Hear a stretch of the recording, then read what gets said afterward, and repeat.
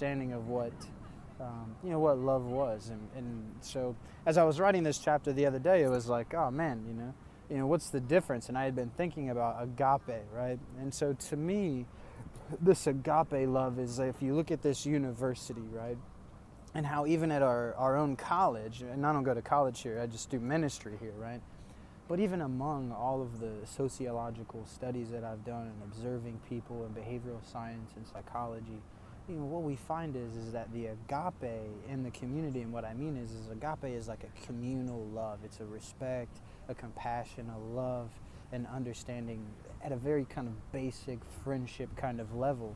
And so it would be, for example, all of these students walking around and ultimately appreciating and respecting and loving each other just for being a human being. Agape love is like that love of the human race. Just a basic, simple human being love. It's nothing more. It's not, I'm going to die on a cross for you. I'm going to take a life for you. I'm going to do, that's a completely different kind of love. But whereas an agape kind of love is looking at one another and being able to see each other as human beings, as souls and people.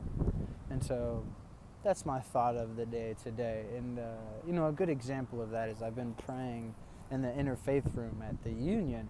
And I had seen this young man before, but these past couple of times we've been having these really good conversations about Christianity and Islam and, the fundamental understanding of like Jesus in a point and his real role kind of in the world when he came to the world.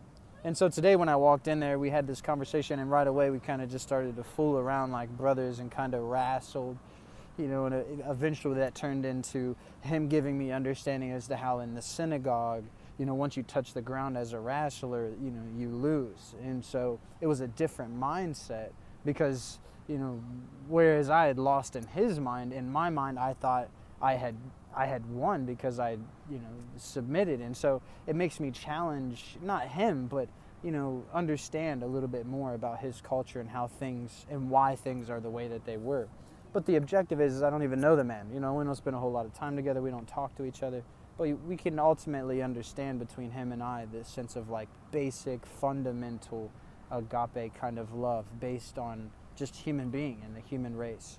And so, I hope that as you walk through campus and you walk through your day, you can realistically kind of begin looking at other people as more than just black or white or this or that, but simply as like a human being.